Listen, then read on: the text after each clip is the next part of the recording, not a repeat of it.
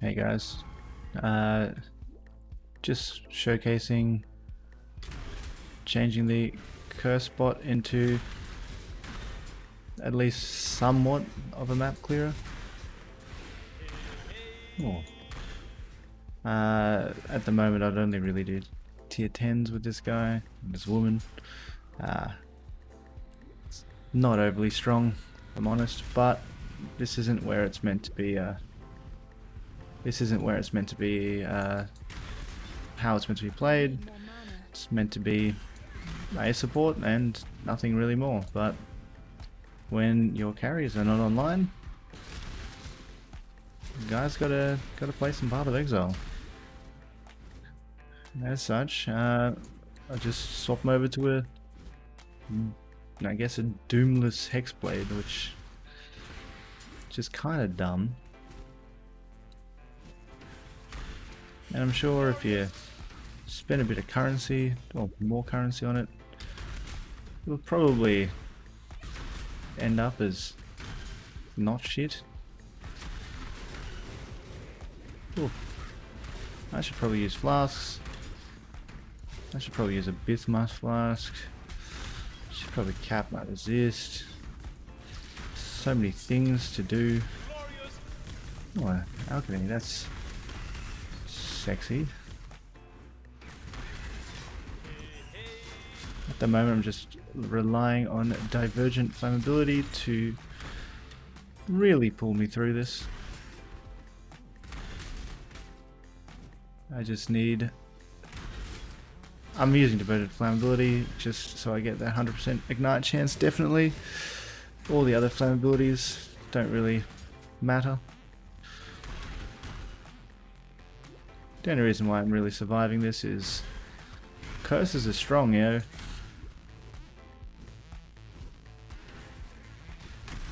I do not have single target, like, at all. It is not good. I'm gonna use, oh no, I don't even need to do the poor man's water scroll. Die. Okay, at the moment I have absolute trash defenses, trash energy shield, trash everything. But as you can see, I can still at least clear a tier 10 map when no one is online. I have, I mean, the only things you only need what, 7 passive points to swap between the kind of clearing character and the actual support, and a couple of things which cost nothing. Singularity. Singularity is a good choice for this clearing mode, I guess you'll call it. 80% increased damage with hits and ailments against hindered enemies. When you have a duel with Dark Gistors, enemies you curse are hindered with 15% blah blah blah. So that's just like 80% increased damage. Lightning damage to spells works well with Elemental Equilibrium because we are obviously igniting instead of doing anything else. Ignite, lower the lightning resistance, and we're good to go. At the moment I'm using Heretic's Veil for my Blasphemy curses. Heretic's Veil is absolutely fantastic for this. And to note, the 90% mana multiplier does seem to work unless I am very, very special, which is a possibility. I'm using Punishment for those nice, that nice low life damage. The pops don't really happen because there's no overkill damage, and I sometimes swap this with Vulnerability, which is another perfectly fine option as well. Vulnerability just means you burn things faster. They're both kind of similar in terms of clear speed. Temp Chains for defense, Divergent Flammability for a huge fire resistance reduction and chance to ignite. Same thing for Elemental Weakness. So how this build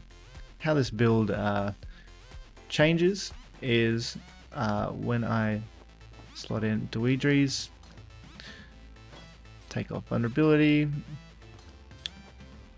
and Flammability. I put in a Torrent's Reclamation because that's a fantastic support piece. take my Supreme Truth. I'm just using it for the nothing really, just the experience. I'm using Vigilant Strike at the moment, just to help out my team a little bit more. My support doesn't have the sockets. And I take out my Jinx Juju for a slightly better Jinx Juju. One thing to note, that the caster modifiers work. Caster modifier quality, I can't remember what that's called. Let's have a look.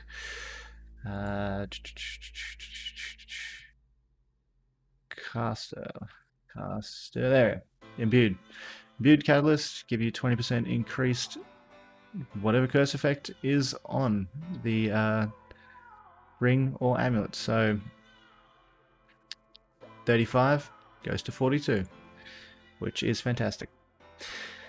As for the skill tree, we do not need to concern ourselves with damage. I actually have enough strength, because without it, I need to remove that because I only run 2 curses in Blasphemy, which means I can pick up slightly more curse effects. And one more, why not there? No. Okay, so in this kind of state, I have 330% increased curse effect. Could be more, but I'm pretty sure I counted right. Which means all curses have basically 4.3 times effectiveness. I have absolutely no way of clearing, which is fine. Carries are meant to do the clearing, support's meant to do the support. I'm running Skitterbots, Temporal Chains, and where are we in Feeble? I didn't bring my second Enfeeble. That was smart. There. So, I'm blind. There we go. The totems are instant cast with absolutely no mana cost. And it's all fine. 32 second fortify. Everything doing no damage when they're near a totem or near you. Pretty good. I only have like 1%. Oh no, I actually got a fair bit. And the reason why I've got that much regen is I've just been stacking Savior the Moments. Well, 2. I probably should swap that. This character is working fairly well with the team. We've been doing 100% deliriums. Not fully successfully, but that's mainly because I have like 300 ping with them, but yeah, we're getting there. We're learning. The self-cast curse that I use is Assassin Mark. Divergent gives you additional base crit chance, which is fantastic for single target. The crit multi is also huge. Sniper's Mark is fantastic for helping out clear a little bit, as this last line where it splits towards 4 additional targets, that gets multiplied by your curse effect. As for gearing, you don't need to worry about anything except for curse effect. So curse effect, curse effect, curse effect, curse effect, curse.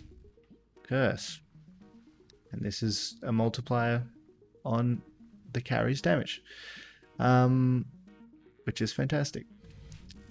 How I'll upgrade this build, if I can be bothered, I'll get there are some support gem weapons, socketed support gem weapons, like +1 to socketed support gems, and then you can put quality on it, blah blah blah.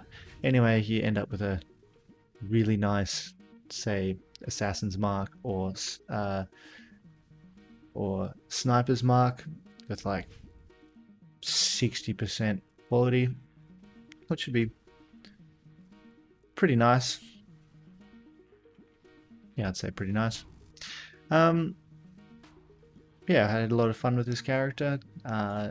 if any of you guys are looking at creating a curse spot, hit me up. And yeah, I am also going to be migrating my new videos over to my newest channel, which I probably should have been using before, which is Shulak V, Sulak V, Shulak 5. So this will be the last one on this channel for Path of Exile stuff. Yeah, so I hope to see you over there. Have a good one.